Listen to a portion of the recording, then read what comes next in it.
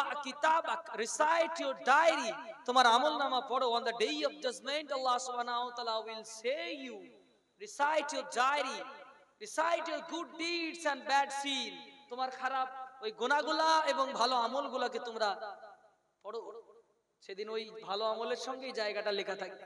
চায়ের দোকানে যে 2 ঘন্টা কেটেছে ওইটা ভালোর মধ্যে ঢুকবে না, ওটা অন্য একটা জায়গায় ঢুকবে। ওখানে গীবত থাকতে পারে, ওখানে খারাপ কিছু থাকতে পারে, ওখানে অপ্রয়োজনীয় কথা থাকতে পারে, অহেতুক কথাবার্তা থাকতে পারে, যার কারণে ওইটা ভালোর সঙ্গে ঢুকবে না। কিন্তু যেই সময়টা আমরা দোয়ার মজলিসে কাটাবো, যেই সময়টা যেই সময়টা আমরা নবী পাক সাল্লাল্লাহু আলাইহি সাল্লাম এবং আল্লাহ পাক রব্বুল আলামিনের কথাবার্তা, কোরআনের অমীয় বাণী এবং রাসূল সাল্লাল্লাহু আলাইহি সাল্লামের মুখশ্রিত মধুর বাণী যেটুকু আমরা শুনবো, ওইটাতে আমাদের অনেক বেশি লাভ হবে, অনেক বেশি উপকার হবে। ফ্রিতে যে নেকি পাওয়া যায় ওইটা আপনি এমনি এমনি আলাদা করে আর অর্জন করতে পারবেন না। এই জন্য যতটুকু নেকি ফ্রিতে পাচ্ছেন এটা অনেক ভালো।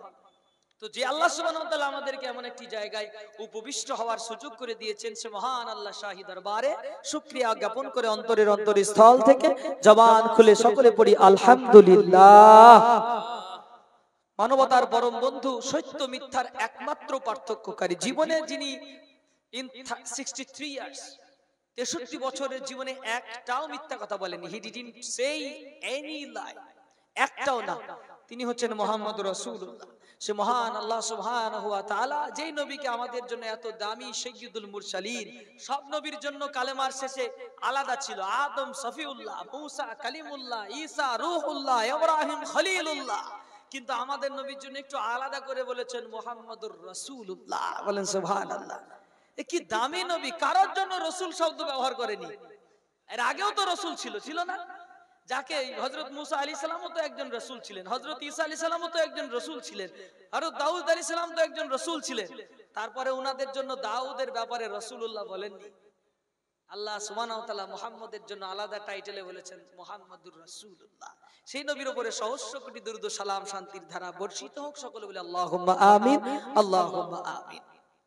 মুহতারাম, রাহমাতাল লিল আলামিন নবী, রাহমাতাল লিল আলামিন নবী, কোরআনে প্রমাণ, আশিক বিনে কে বুঝিবে আমার মায়ার নবীর শান, উম্মত বিনে কে বুঝিবে আমার দয়ার নবীর শান, আমার নবী দয়ার নবী,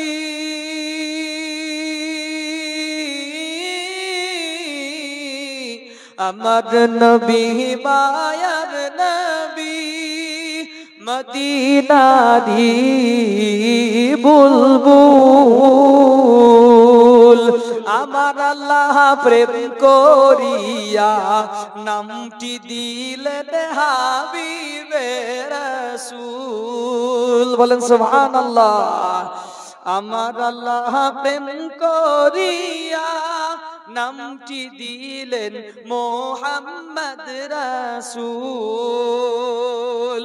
এই নবীকে দুঃখ দিলে, এই নবীকে ভুল বুঝিলে থাকবে না ঈমান, আশিক বিনে কে বুঝিবে আমার মায়ার নবীর শান, উম্মত বিনে কে বুঝিবে আমার দয়ার নবীর শান, আমার নবী মায়ার নবী, মদিনারি বুলবুল,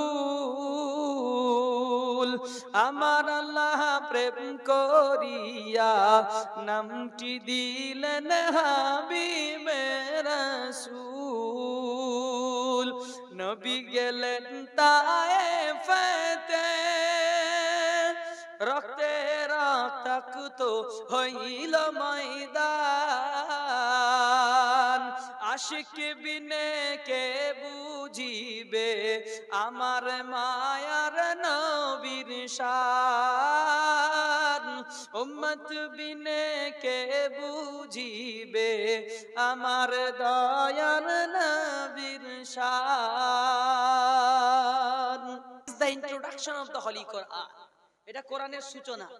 The next surah is Suratul Baqarah. এর পরের সূরার নাম হচ্ছে সূরা বাকারা। যারা সূরা পড়তে জানেন দেখবেন সূরা বাকারা হচ্ছে আপনার আলহামদু সূরার পরের সূরা। আলিফ লাম মিম যালিকাল কিতাব আছে না, এই সূরার নাম কি? সূরা বাকারা। বাকারা মানে কি? গাভী, বকন গরু, মহিলা গরু, এই বাকারা। এই বাকারা সূরা দিয়ে আল্লাহ শুরু করেছেন একটা গরুর নাম দিয়ে। আর লাস্ট সূরার নাম দিয়েছেন কি জানেন? নাস, মানে মানুষ। পৃথিবীতে মানুষ যখন কাফের, বেঈমান, দিন বুঝে না, বেদিন, রাসূলুল্লাহর দুশমন, আল্লাহর নাফরমান, এই মানুষ যখন ইসলামের মধ্যে ফিরে আসবে, দ্বীনের মধ্যে ফিরে আসবে, কোরআন পড়তে লাগবে, কোরআনের সূচনা করবে যখন সূরা ফাতিহা দিয়ে। ফাতিহা মানে খোলা, ওপেন, ওপেন করা। You have to open the holy Quran by Suratul Fatiha. সূরা ফাতিহা দিয়ে আপনাকে ওপেন করতে হবে। তারপরে সূরার নাম বাকারা, মানে গাভী, গরু, একজন জানোয়ার, একজন পশু দিয়ে। মানুষ যখন ঈমানের পথে আসে, ডাইরেক্ট মুসলমান হয়, তারপরে যখন কোরআন তিলাওয়াত করতে শুরু করে, কোরআনকে বুঝতে শুরু করে, কোরআনের অর্থ, অনুবাদ, ব্যাখ্যা, বিশ্লেষণ যখন বুঝতে শুরু করে, তখন মানুষ ধীরে ধীরে ধীরে ধীরে ধীরে মানুষ হতে শুরু করে। এই জন্য শুরু থেকে শেষ পর্যন্ত কোরআন যখন শেষ করে দেবেন, তখন আপনি বাকারা থেকে নাস হয়ে যাবেন। একদিন পশু পক্ষীর মতো আচরণ থেকে আপনার আচরণ হয়ে যাবে একজন মানুষের মতো। এই জন্য শেষ সূরা দিয়েছেন আল্লাহ সূরাতুন নাস, যার বাংলা মানে হচ্ছে মানুষ। কথা বুঝলেন কিনা? শুরুতে আমরা জানোয়ার দিয়ে শুরু করেছে আর মানুষ দিয়ে শেষ করেছে। জানোয়ার হয়ে কোরআনে ঢুকবেন তো মানুষ হয়ে বেরিয়ে যাবেন। কথা বুঝলেন? এই জন্য কোরআন, মহান আল্লাহ রাব্বুল আলামিন এই কোরআন দিয়েছেন অমীয় বাণী, ঔষধ আমাদের জন্য সেবন করার জন্য। এত দামি দামি ঔষধ আল্লাহ সুবহানাহু ওয়া তাআলা দিয়েছেন। আমরা মুসলমান দুপাতা বিজ্ঞান পড়া যদি ভালো করতে পারি, তাহলে কোরআন মনে হয় এত বিজ্ঞান কোরআন দিতে পারেনি। দুই পাতার পড়াশোনা করার পরে যদি আমরা বিজ্ঞান বেশি বোঝার কারণে রাসূলুল্লাহ সাল্লাল্লাহু আলাইহি সাল্লামের চাইতেও নিজেকে বড় বিজ্ঞানী মনে করো, তাহলে you are the totally wrong, because the prophet Muhammad সাল্লাল্লাহু আলাইহি সাল্লাম is the biggest scientist in this world. পৃথিবীতে সবচেয়ে বড় বিজ্ঞানী হচ্ছেন মুহাম্মদুর রাসূলুল্লাহ, বলেন সুবহানাল্লাহ। বিজ্ঞানীদের বিজ্ঞানী আঙ্গ নবীজি। একটা কথা আছে, ওই বাংলাদেশের একটা গজল বলেছিল, বিজ্ঞানীদের বিজ্ঞানী আঙ্গ নবীজি। হ্যাঁ, তো বিজ্ঞানীদের বিজ্ঞানী, কিসের বিজ্ঞানী আপনি? বিজ্ঞান আজকের দিনে যেটা প্রমাণ করছে যে হাঁটুর ওপরে পোশাক পরিধান করলে ক্যান্সার মুক্ত থেকে বাঁচা যেতে পারে। বিজ্ঞান আজকের দিনে গর্দানে পানি ব্যবহার করলে, পায়ে পানি ব্যবহার করে, দিনে ঘন ঘন মাঝে মাঝে পানি ব্যবহার করলে শরীরের বিভিন্ন রোগ ব্যাধি থেকে বাঁচা যায়। বিজ্ঞান যেটা আপডেট বিজ্ঞানের বইয়ে, in the science fiction, in the science book, science বইয়ের মধ্যে বিজ্ঞান যেটাকে আপডেট বিজ্ঞান হিসেবে, আধুনিক বিজ্ঞান হিসেবে তুলে ধরছেন, ওইটা আমাদের নবীজির রেগুলারের আমল ছিল, বলেন সুবহানাল্লাহ। নবীজি যেটা প্রতিদিন আমল করত, সেটা এখনকার বিজ্ঞান বলে আপডেট। তাহলে নবীজি কত বড় আপডেট ছিলেন আজ থেকে 1500 বছর আগে। 1500 years ago the prophet Muhammad sallallahu alaihi wasallam has done this deeds. এই ধরনের কাজগুলো মুহাম্মদ সাল্লাল্লাহু আলাইহি সাল্লাম 1500 বছর আগে করেছেন। সেগুলো আজকে বিজ্ঞানীরা গবেষণা করে বলছে এটা আপডেট নিয়ম কানুন, এটা পালন করলে আপনার অনেক বেশি উপকৃত হবে। বিজ্ঞান বলে মাথার উপরে রৌদ্র হলে ছাতা নিয়ে বেড়াও, মাথায় টুপি দাও, নালে কিছু না কিছু রাখো। নবীজি ওটাকে সুন্নত বানিয়ে দিয়েছেন, বলেন সুবহানাল্লাহ। কোথায় তুমি? বিজ্ঞান আজ বলছে যে গেঞ্জি প্যান্ট তৈরি করো, প্যান্ট তৈরি করার সময়তেই গিটের ওপরে প্যান্ট তৈরি করো, যাতে করে গিটের নিচে না যায়, কিনার সময়তে থেকে যেন এমন থাকে। আজ বলছে, নবীজি 1500 বছর আগে বলেছেন। নবীজি বলেননি এটা করলে ক্যান্সার হয়ে যাবে, কিন্তু জানতেন এটা ঠিক নয়, এটা ভালো নয়, তাই নিষেধ করেছেন। কত দামি, কি দামি নবী আমরা পেয়েছিলাম, যার প্রতিটা আমল ছিল বিজ্ঞানের উপরে। এক একটা আমলকে নিয়ে যদি বিজ্ঞান গবেষণা করে, তাহলে বছরের পর বছর গবেষণা করে যাবে, নবীজির আমল সবসময় উন্নততর চলে যাবে। আর বড় বিজ্ঞানীরা আবল তাবল হ্যাবলা ক্যাবলা লোক মুসলমান হয় না, নবীজির আমলগুলাকে গবেষণা করার পরে বড় বড় বিজ্ঞানীরাও মুসলমান হয়ে দ্বীনে ফিরে আসে। বলেন সুবহানাল্লাহ। আপনি আমি একটু খোঁজ রাখছি না, এই জন্য বুঝতে পারছি না। আমার নবী, বিশ্ব নবী সারাটা দিনে যে আমলগুলো করতেন, ও ভাইরা আমার, বন্ধুরে আমার, রব্বুল আলামিনের নবী বিশ্ব নবী যে আমলগুলো করেছেন, প্রত্যেকটা আমল যদি আমরা মুসলমানরা করি, আমি বলছি তুমি কোনোদিন ব্যাকডেট হবে না, তুমি কোনোদিন এই যুগের মানুষের মধ্যে পুরাতন মানুষ হিসেবে পরিচিত হবে না। আমরা মনে করি মাথায় টুপি পরিধান করলে মনে হয় আমাদেরকে দেখে ব্যাকডেট মনে হবে, আমাদেরকে দেখে পুরাতন মনে হবে, আমাদেরকে দেখে কেউ মনে হবে না। না না, ও মুসলমান, তুমি জানো না পৃথিবীর সব চাইতে সুন্দর পোশাকের মধ্যে সুন্দর পোশাক হলো জুব্বা পায়জামা পাঞ্জাবি পরা। ও মুসলমান, লুঙ্গি পাঞ্জাবি পরা, মাথায় টুপি পরিধান করা। পৃথিবীর সবচেয়ে সুন্দর পুরুষের পরিচয় হলো আল্লাহর পক্ষ থেকে যে দাড়িটা আল্লাহ রাব্বুল আলামিন দিয়েছেন, ওই দাড়িটা রেখে দেওয়া হচ্ছে প্রত্যেকটা সুন্দর পুরুষের পরিচয়। আমি বলছি একজন দাড়ি কাটা পুরুষকে যত দেখতে ভালো লাগে, তার চাইতে শত গুণে বেশি ভালো একজন দাড়িওয়ালাকে লাগবে, একদম গ্যারেন্টি।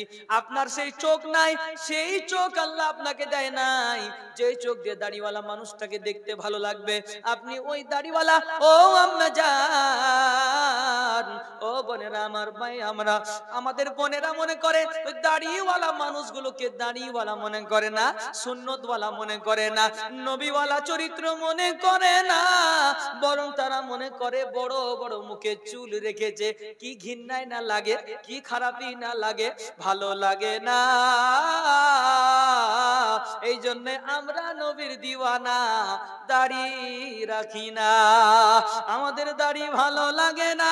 আমার বিবি যেটা পছন্দ করে না, আমি সেটা পছন্দ করি না, অথচ ওটা আমার নবী পছন্দ করে, আমি পছন্দ করি না। আমার রসুল পছন্দ করে মাথায় টুপি দিতে, আমার রসুল পছন্দ করতেন মাথায় পাগড়ি দিতে, আমার রসুল পছন্দ করতেন ঢোলা ঢালা পুরুষের জন্য ঢোলা ঢালা পোশাক পরিধান করতে। আমার রসুল যেটা ভালো লাগে উম্মতের ভালো লাগে না। তারা যদি বলে আমরা নবীর দিওয়ানা, কিয়ামতের দিনে এটা কখনো প্রমাণিত হবে না। হবে? কখনো প্রমাণিত হবে না। যেদিন বলবে আমি মাথায় টুপি দাড়ি দিতে ভালোবাসি, নামাজেতে মন আসে, ভালো ঢোলা ঢালা পোশাক পরতে পছন্দ করি, ডান দিকের চুলটা ইউরিয়া দিয়ে উড়াইয়া দিই না, বাম দিকটাতে 10-26 মারি না, উপর দিকে কালারিং করে ঘোড়ার মতো তুলে দিব না, বরং আমার নবী যেই সিস্টেম পছন্দ করতেন ওই সিস্টেমে আসবো, তাহলে তোমার মর্যাদা বাড়বে, শান বাড়বে, মান বাড়বে, তোমার মর্যাদা কমবে না। নবীর পথে চলে কোনোদিন মর্যাদা কমে না। দুনিয়ার মানুষ অপমান করতে পারে, 6 ঘরের মানুষ অপমান করে বলতে পারে দাড়িওয়ালা চাচা চাচা লাগে, কিন্তু কিয়ামতের দিনে ফেরেশতারা বলবে না, আল্লাহ অপমান করবে না। আজ যে বিষয়ে মুমিনরা কষ্ট পাবে, কাল সে বিষয়ে কষ্ট পাবে না। আর আজকে যারা বেদিন হবে, আজকে যারা নবীকে চিনবে না, আজকে যারা নবীকে ভালোবাসবে না, কালকে তারা পরিচিত হবে না, নবীর উম্মত নামে পরিচিত হবে না।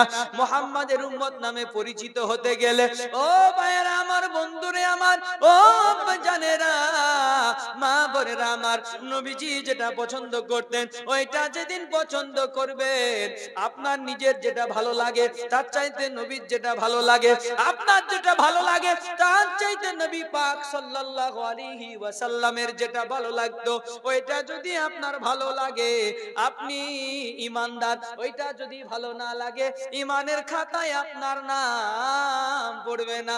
কোন রকম মুসলমান হবেন, কিন্তু পাকা মুসলমান বলা যাবে না। এ কথা কি আপনার মুখের কথা নাকি হাদিসের কথা? না না না, পুরোটাই হাদিসের কথা। আমার নবী বলছেন, লা ইউমিনু আহাদুকুম হাত্তা আকুনা আহাব্বা ইলাইহি। আমার নবী বলছেন, শুনে নাও, লা ইউমিনু আহাদুকুম, তোমার 6 ঘরের দক্ষিণ পাড়ার মানুষ একটাও পাক্কা মুসলমান হবে না। ও ইসলামপুরের মুসলমান পাক্কা মুসলমান হবে না। ও ভারতবর্ষের মুসলমান পাক্কা ইমানদার হবে না।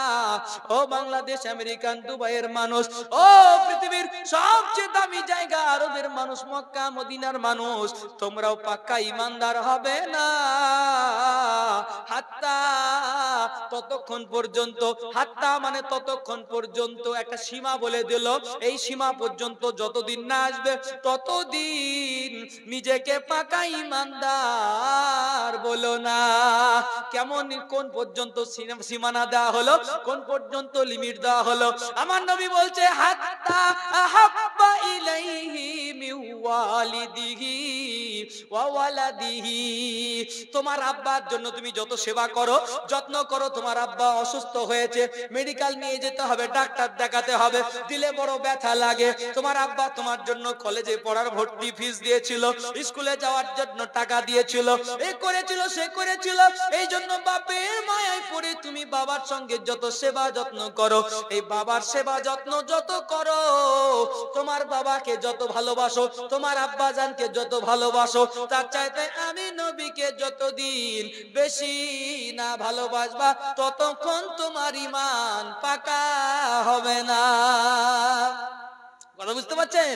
ওয়া ওয়ালাদিহি, তোমার সন্তান, তুমি নিজে বাপ হয়েছো, তোমার সন্তান আছে, সন্তানের মুখে মিষ্টি দুধ তুলে দিতে পারলে বড় মজা লাগে।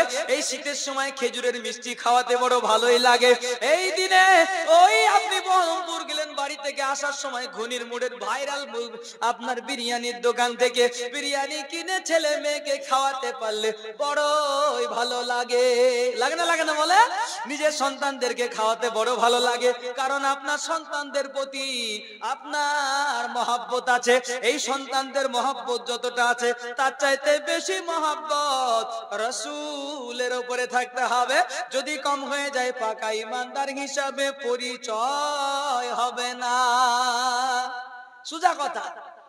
ওয়ান নাসি আজমাইন, শুধু তাই না, শেষ কথা বলে একদম পুরো পৃথিবীটাকে ঘিরে নিয়েছে। লাস্টের যে বাক্যর অংশটুকু বলা হয়েছে ওয়ান নাসি আজমাইন, আর কি?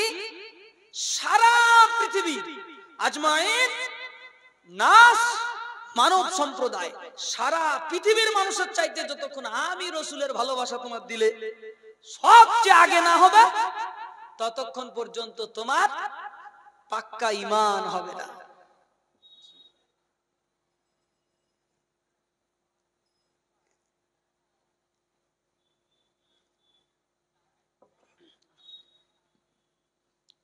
তাহলে সেই পাকা পোক্তা ঈমানের জন্য আমাকে রাসূলুল্লাহর ভালোবাসা, প্রেম তৈরি করতে হবে।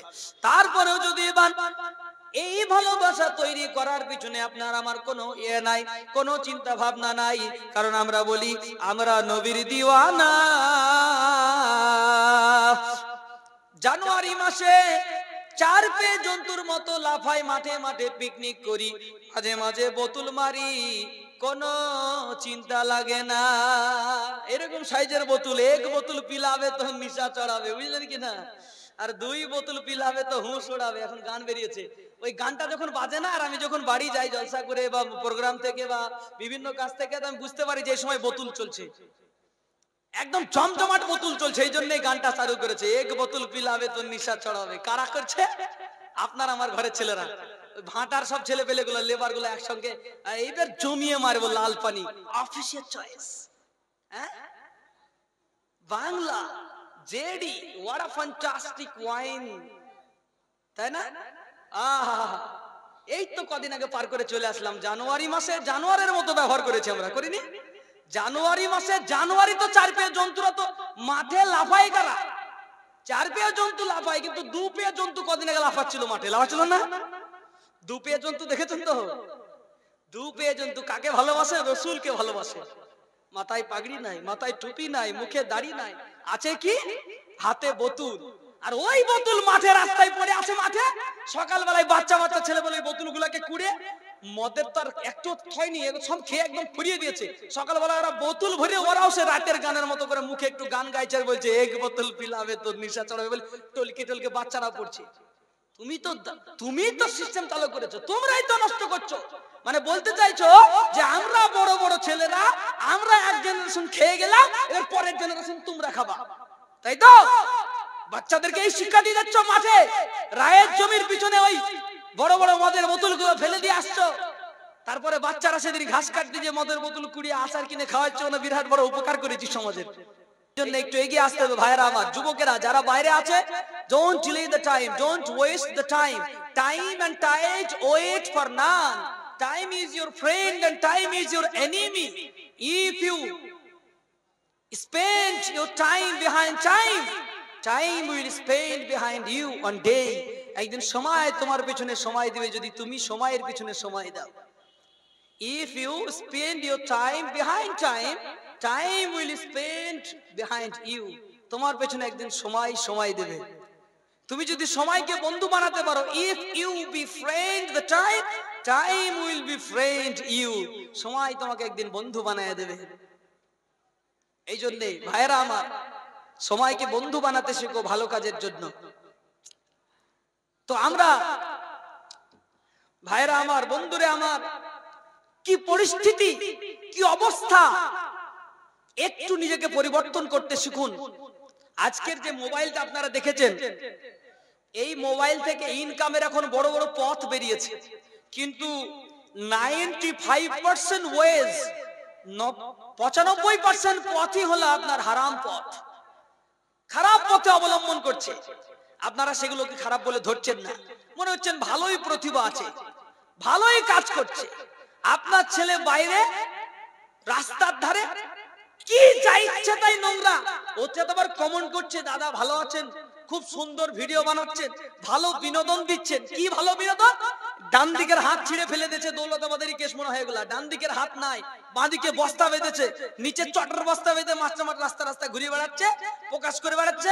আর ওইগুলাকে শেয়ার দিয়ে দিয়ে মুসলমানরা শেয়ার দিয়ে দিয়ে দিয়ে দিয়ে ওটা মিলিয়ন মিলিয়ন ভিউজ নিয়ে যাচ্ছে, আর তাকে উৎসাহিত করছে আরো যেন কুকুরের মতো সাজতে পারে। এক তো কুকুর সেজেছে, তার চাইতে আরো যেন কুকুর সাজতে পারে, এই জন্য ওকে আরো ব্যবস্থাপনা করে দিচ্ছে। কারা করছে? আমরা ভালো ভালো কমেন্ট করছি, আমরা বলতে পারছি না এটা গুনার কাজ, এটা খারাপ কাজ। ভাই তুমি করো না, এটা অন্যায়। এই পথে ইনকাম করে কোনো লাভ নাই। আপনার আমার সন্তান আম গাছের তলায়, জাম গাছের তলায় বসে বসে ভিডিও বানাচ্ছে, মাতলামি করে বাড়ছে, মারামারি করা ভিডিও তৈরি করে ছাড়ছে, টিকটক বানাচ্ছে। যদি ভাইরাল হয়ে বাপের হাতে 20,000 তুলে দিতে পারে, বুকটা এত বড় হয়ে যাবে। যাক, আমার ছেলে ওর প্রতিভা সম্পন্ন, এখন বর্তমান জামানার দ্য ট্যালেন্টেড বয়, তাই না? আহা, কি নোংরা কথা, কি নোংরা চিন্তা ভাবনা আপনাদের। দুটো জায়গা যার পরিষ্কার না, তার দোয়া পরিষ্কার না। দুটো জায়গা যার পরিষ্কার না, তার তওবা পরিষ্কার না। নাম্বার 1 পেট। এই পেট যার পরিষ্কার হবে না, পৃথিবীর কোন মাওলানা আপনার নামের দোয়া করে আপনার দোয়া কবুল করাতে পারবে না। নাম্বার 1। নাম্বার 2, এই জায়গাটা কলব, দিল, এই জায়গাটা যার পরিষ্কার না। দুটো জায়গা, পেট একদম খুব কাছাকাছি জায়গা, পেট আর দিল, এই দুটো যার পরিষ্কার না, জীবনের একটা দোয়া কবুল হবে না, সব বাতিল হবে। দোয়া তো দূরের কথা, একটা ইবাদতও কবুল হবে না। পেট পরিষ্কার করতেই হবে। You have to clear your stomach. আপনার পেট আপনাকে পরিষ্কার করতেই হবে। পেট পরিষ্কার নাই তো ইবাদত পরিষ্কার নাই, পেট পরিষ্কার নাই তো দোয়া পরিষ্কার নাই। এই জন্য পেট পরিষ্কার করতে হবে। যাই হোক, আমরা কোরআন এবং হাদিস থেকে কয়েকটা কথা বলবো বলে নিয়াত করেছি, ইনশাআল্লাহ বলবো। রাসূলুল্লাহর ভালোবাসা এবং নবীজির প্রেম, অনেকে আমরা হাদিসটা শুনেছি যে নবীজি কোন উম্মতকে, তার কোন উম্মতকে জান্নাতে না নিয়ে নিজে জান্নাতে যাবেন না, এত দরদি নবী। শুনেছেন না শুনেন না?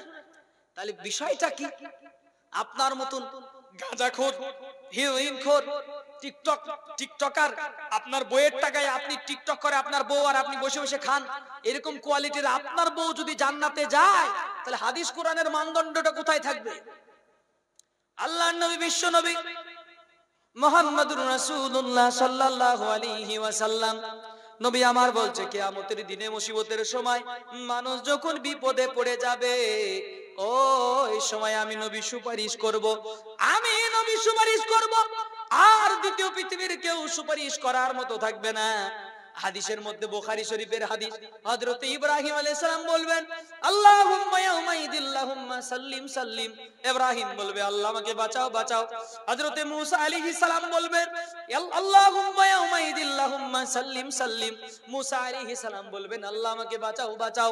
হযরত ঈসা আলাইহিস সালাম বলবেন আল্লাহুম্মা ইয়াউমাইদিল্লাহুম্মা সাল্লিম সাল্লিম, আল্লাহ আমাকে বাঁচাও বাঁচাও। সমস্ত নবী সেদিন পুলসিরাতের সামনে দাঁড়িয়ে বলবে আল্লাহ আমাকে বাঁচাও। সবাই ভয় করে যাবেন। জীবনের একটাও ভুল ছিল না, একটাও গুনাহ ছিল না। ইব্রাহিম নবীর জীবনে একটাও গুনাহ ছিল না, ঈসা নবীর জীবনে একটাও গুনাহ ছিল না, মূসা আলাইহিস সালামের জীবনে একটাও গুনাহ ছিল না। ব্যতিক্রম কোন সময় এমন কিছু কথা বলেছেন যেটা শরীয়তের লাভের জন্যই বলেছেন, সেইটাকে নিয়ে চিন্তিত হয়ে হযরত ইব্রাহিম আলাইহিস সালাম তিনি বলেছেন আমার মনটা, আমার শরীরটা খারাপ করছে, মেলায় যাব না। ইব্রাহিম আলাইহিস সালাম যখন বললেন আমার শরীরটা খারাপ করছে, মেলায় যাব না, বাপকে যখন বললাম আল্লাহ রাব্বুল আলামিন, আমরা সবাই জানি ইব্রাহিম আলাইহিস সালাম নাকি ওই সময় মিথ্যা কথা বলেছিলেন, কিন্তু আদৌ মিথ্যা কথা না। ইব্রাহিম আলাইহিস সালাম সেদিন আল্লাহকে চিনে ফেলেছিলেন। ওই মেলায় গেলে আল্লাহ পাওয়া যাবে না, ওই পূজায় গেলে আল্লাহ পাওয়া যাবে না, মূর্তির মধ্যে আল্লাহ পাওয়া যাবে না। আল্লাহকে খুঁজতে গেলে বহুত খোঁজাখুঁজি করেছিল। একদিন সূর্যকে দেখে বলছে হাজা রব্বি, এইটা মনে হয় আমার আল্লাহ। চন্দ্রকে দেখে একদিন বললো এইটা মনে হয় আমার আল্লাহ। তখন বলছে না না না, এগুলো আল্লাহ হতে পারে না, এক আল্লাহ যিনি সব সৃষ্টি করেছেন তিনি আল্লাহ। এই চিন্তা ভাবনা করে সেদিন বলেছিল আল্লাহ, সেদিন বলেছিল তার বাপকে আমার শরীরটা খারাপ কেন বলেছিল জানেন? কারণ অন্তরটা খারাপ ছিল, দিলটা খারাপ হয়ে গেছিল। আজকে যদি আমি ওই মেলায় অংশগ্রহণ করি না, না জানি কত গুনাহ হয়ে যায়। এই জন্য মনটা খারাপ হয়ে গেছিল, মনের অবস্থা খারাপ হয়েছিল। একজন ইমানদার যখন কোন গুনার কাজ করবে মনটা তখন খারাপ হয়ে যায়, দিলটা তখন খারাপ বলে। কোন ইমানদার মানুষ যখন কোন খারাপ কাজ করতে যায় তখন সেই ইমানদার মানুষের দিলটা বারবার বারবার বারবার বাধা দেয়, ও এই কাজ করতে পারে না। তাই ইব্রাহিম আলাইহিস সালাম বলেছিলেন আমার শরীরটা খারাপ, তার মানে ভিতর থেকে মন খারাপ। মন খারাপ তো সবই খারাপ, সেই উদ্দেশ্যে উনি বলেছিলেন, মিথ্যা বলেন নাই। সেই নবীও সেদিন কিয়ামতের দিনে বলবেন আল্লাহ ইয়াউমাইদিল্লাহুম্মা সাল্লিম সাল্লিম, আল্লাহ আমাকে বাঁচাও বাঁচাও। পৃথিবীর কোন উলামা সম্প্রদায় সেদিন কথা বলতে পারবে না, পৃথিবীর কোন উলামা কথা বলতে পারবে না, পৃথিবীর কোন ওলি কথা বলতে পারবে না, কেউ সেদিন কথা বলতে পারবে না। একজনকে পুরা ডিউটি দেওয়া হবে, ফুল পাওয়ার দেওয়া হবে কথা বলার, তিনি হলেন মুহাম্মাদুর রাসূলুল্লাহ সাল্লাল্লাহু আলাইহি ওয়াসাল্লাম। একদিন সাহাবারা আসলেন, একটা হাদিস শোনাবো বুখারী শরীফ থেকে, বড় একটা সুন্দর হাদিস। আল্লাহর নবীর কাছে কয়েকজন সাহাবী আসার পরে বলছেন ইয়া রাসূলুল্লাহ, ইয়া হাবিবাল্লাহ, নবী গো, ও নবী, কিয়ামতের দিনে মানুষ সেদিন হাহাকার হয়ে যাবে, কেউ কাউকে চিনতে পারবে না, কেউ কারোর পরিচয় দেবে না। আজকে পৃথিবীতে কোটি কোটি মানুষ আছে, আজকে তো কয়েক কোটি মানুষ আছে, আজ থেকে আবার যতগুলো মানুষ পৃথিবীতে আসবে গো মাওলা, আয় নবী গো, আজ থেকে কয়েক বছর পরে, 200 বছর, 500 বছর, 1000 বছর পরে এত মানুষ পৃথিবীতে আসবে। এই মাঝে আপনাকে নবী গো, আপনাকে আমরা কেমন করে খুঁজে পাবো? কিয়ামতের দিনে এতগুলা মানুষের মাঝে আপনাকে কেমন করে খুঁজে পাবো নবী গো? আপনাকে যদি না খুঁজে পাই বড় অসুবিধা হয়ে যাবে। সেদিন আপনার হাত ধরে যাতে করে জান্নাত যেতে পারি, আপনার সুপারিশে যেন সেই দিন আমরা লাভবান হতে পারি। এই জন্যই তো আপনি যদি বলেন আগুনে ঝাঁপ দিতে দিয়ে দেব, আপনি যদি বলেন জীবন দিতে দিয়ে দেব, ও নবী গো, বলেন না একটু আপনাকে কিয়ামতের দিনে কোথায় খুঁজে পাওয়া যাবে? সব জায়গায় তো মানুষ, ভিড় আর ভিড় থাকবে। এত মানুষের ভিড়ে নবী গো আমরা আপনাকে কোথায় খুঁজে পাবো? আল্লাহর নবী মুহাম্মদুর রাসূলুল্লাহ সাল্লাল্লাহু আলাইহি ওয়াসাল্লাম দয়ার নবী বলছেন, ও আমার সাহাবারা, তোমরা চিন্তা করো না, আমাকে যদি কিয়ামতের দিনে তোমরা খুঁজতে চাও 3 জায়গাতে খুঁজে নাও। কয় জায়গায় বললাম বলে? 3 জায়গার নাম বলবো, শুনবেন কোথায় কোথায় পাওয়া যাবে। 1 নম্বর আমার নবী বলছেন, একবারে কাঙালের মতো, ভিখারির মতো, ভিক্ষা যদি 1000 বার করেও চাও প্লিজ আমাকে একটু ভিক্ষা দাও, প্লিজ বেগ মি, দয়া করে আমাকে একটু ভিক্ষা দাও। সেদিন কেউ ভিক্ষা দিবে না। আজকে ভিক্ষা চাইলেও ভিক্ষা দেবে, 10 টাকার জায়গায় 5 টাকা দিবে, 2 কিলো চালের জায়গায় হাফ কিলো দিবে, কেউ না কেউ দেবে, ফিরায়া দেবে না। সেদিন এমন একটা দামি জিনিসের ভিক্ষা শুরু হয়ে যাবে, ওই ভিক্ষার ভিক্ষুককে সেদিন দূর দূর করে তাড়িয়ে দেবে, কেউ ভিক্ষা দেবে না। ওই জায়গাটায় আমি নবী দাঁড়িয়ে থাকবো। আমি নবীর প্রতি বেশি বেশি করে তোমরা যারা দরুদ পড়বে, তোমরা যারা আমি নবীর প্রতি দরুদ পড়বে। পৃথিবীতে সবচাইতে কৃপণ মানুষ সেইটা, একজন মানুষ যদি 100 গ্রাম ঘি কিনে সারা বছর চালাই, 100 গ্রাম ঘি কেনার পরে সুচ ডুবিয়ে ডুবিয়ে ডুবিয়ে ডুবিয়ে যদি ঘি খায়। আজান হচ্ছে নাকি? অন্য পাড়াতে না এখানে? আচ্ছা, তো ডুবিয়ে ডুবিয়ে যদি, কাকে কিপটে বলে দেখেন, কোন মানুষ যদি 100 গ্রাম ঘি কিনে বলে 1 বছর চালাবো, এই জন্য আঙুল ডুবালে যদি একটু বেশি উঠে পড়ে, ওই জন্য সুচ ডুবিয়েছে। কি ডুবেছে বলে? সুচ ডুবিয়েছে, যাতে একটু কম উঠে। সুচ ডুবানোর পরে টেনে বের করে ভাতে দিয়েছে, দেওয়ার পরে মাখিয়ে খায়, জানে 1 বছর চালানো যায়। একে তো কিপটে বলে। এমনকি মিষ্টির হাড়িতে একটা মাছি পড়েছে, মাছিটাকে তুলে এরকম করে চুষে ফেলে দিয়েছে। বলে মাছি চুষে ফেললেন কেন? বলে মিষ্টির গায়ে, মাছির গায়ে যতটুকু সেরা আছে ওইটুকু লস খেয়ে যাবো না, এই জন্য আপনার চুষে ফেলে দিয়েছে। মাখি চুষ খেতে, ইসকো মাখি চুষ খেতে। তো এইরকম ধরনের মশা মাছিকে চুষে ফেলে দিলেও সেরা ছাড়ে না। একে যতটা কিপটা বলবা, তার চাইতে বড় কিপটা হলো যে আমি নবীর নাম শোনার পরে দরুদ পড়লো না। কথা বুঝলেন কিনা? আমি নবীর নাম মোহাম্মদ শুনেছে, তারপরেও সাল্লাল্লাহু আলাইহি ওয়াসাল্লাম, এই দোয়াটা যে নবী বলছেন, যারা বললো না তারা পৃথিবীতে সবচাইতে বড় কিপটা। এই কিপটাদের জন্য সেদিন আমলনামা ভারী হবে না। আমার নবী বলছে, তোমরা যদি আমাকে কিয়ামতের দিনে খুঁজতে চাও, মিজানের পাল্লায় চলে যাও। কোথায় যাবে বলে? মিজানের পাল্লা। আল্লাহ কোরআনে বলছেন, ফাআম্মা মান সাকুলাত মাওয়াজিনুহু ফাহুয়া ফি ঈশাতির রাদিয়া। আমার আল্লাহ কোরআন নাজিল করে জানিয়ে দিলেন, একটা নেকি যদি ভারী হয়ে যায়, তুমি হাসতে হাসতে জান্নাতে যাবে। ওয়া আম্মা মান খাফফাত মাওয়াজিনুহু ফাউম্মুহু হাবিয়া। আর একটা নেকি যদি কমে যায়, মেম্বার হলেও ভিক্ষা পাবে না, প্রধান হলেও ভিক্ষা পাবে না, এমএলএ হলেও ভিক্ষা পাবে না, এমপি হলেও ভিক্ষা পাবে না। পৃথিবীর যে কোনো ডিগ্রি থাক না কেন, ইমাম হও আর আলেম সাহেব হও, পীর সাহেব হও আর আল্লাহর ওলি হও, কারোর কাছে সেদিন ভিক্ষা পাওয়া যাবে না। কোরআন বলছে কি জানেন? আল ইয়াউমা ইয়াফিরুল মারউ মিন আখিহি ওয়া উম্মিহি ওয়া আবিহি ওয়া সাহিবাতিহি ওয়া বানিহি। আমার আল্লাহ কোরআন নাজিল করে জানিয়ে দিল, ইয়াউমা ইয়াফিরুল মারউ মিন আখিহি। ও দুনিয়ার মুসলমানেরা, ও আমার ভাইয়েরা, এই যুবক ভাইয়েরা, এদিকে আসো, এদিকে আসো। প্রত্যেক ভাইদেরকে বলছি, দেরি না করে এখানে সবাই মিলে একটু এগিয়ে আসি, বসে যাই মা ইনশাআল্লাহ। সবাই বসি, সুন্দর ওয়াজ ইনশাআল্লাহ আল্লাহ যতটুকু কবুল করবেন বি তাওফিকিল্লাহি তাআলা ওয়া আউনিহি। ইফ আল্লাহ সুবহানাহু ওয়া তাআলা helps me, I will discuss from the holy Quran ইনশাআল্লাহ। কোরআনে একটা করে আয়াত বলে বলে তাফসীর করে শোনাবো ইনশাআল্লাহ। নবীর শানে ওয়াজ হবে কোরআনের তাফসীর দিয়ে ইনশাআল্লাহ। আমার আল্লাহ কোরআন নাজিল করে দিলেন সূরা 30 নম্বর পারা, সূরাতুল আবাসার একদম শেষের দিকে, ইয়াউমা ইয়াফিরুল মারউ মিন আখিহি ওয়া উম্মিহি ওয়া আবিহি। কি সুন্দর করে আল্লাহ কোরআনে জানিয়ে দিলেন। বলে, তুমি কি জানো সেদিন কে তোমাকে দেখে পালাবে? তোমার পাড়ার মেম্বার তো দূরের কথা, তোমার মসজিদের ইমাম তো দূরের কথা, তোমার মায়ের পেটের ভাই, বড় ভাই ছোট ভাইকে দেখে পালাবে, ছোট ভাই বড় ভাইকে দেখে পালাবে। বড় ভাই যখন তুমি কলেজে যেতে, স্কুল যেতে, নার্সারিতে পড়তে যেতে, তোমার হাতে 20 টাকা করে দিত, 10 টাকা করে দিয়ে বলতো, ভাই রে ভাই, আমার আমার পড়া তো হলো না, তুমি ভালো করে পড়ো। যত টাকাই খরচ হোক না কেন, টাকা দিতে সেদিন বাধা ছিল না। ছোট ভাইকে টাকা পয়সা দিয়ে ডাক্তার করেছে। ওই ছোট ভাই সেদিন একটা নেকিও বড় ভাইকে দিবে না। ওরা কি বুঝে আসছে? আজকে তোমার ছোট ভাই তোমার জন্য একটা বাড়ি করে দিতে পারে, একটা তোমার জন্য খুশি হয়ে মোটর সাইকেল দিতে পারে, তোমাকে একটা গাড়ি দিতে পারে। তুমি যেহেতু ভাইয়ের জন্য খেটেছো, তোমাকে একটা পাঞ্জাবি পায়জামা কিনে দিতে পারে।